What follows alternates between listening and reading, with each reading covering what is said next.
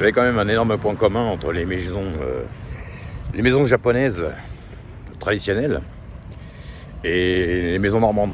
C'est que ce sont beaucoup des maisons en bois. Et vous remarquerez qu'aux États-Unis d'ailleurs, les États-Unis des années 1800, il y a beaucoup de maisons en bois aussi.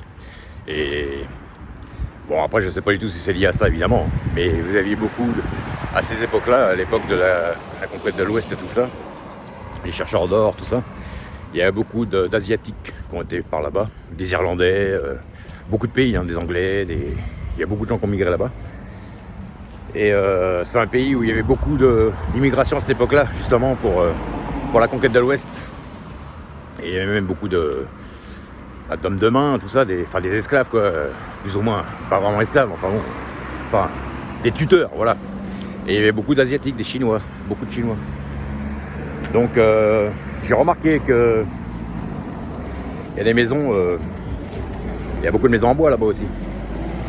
Donc je me suis déjà posé la question de savoir si c'était pas encore des Asiates qui avaient créé les maisons, quoi, qui avaient fait les travaux.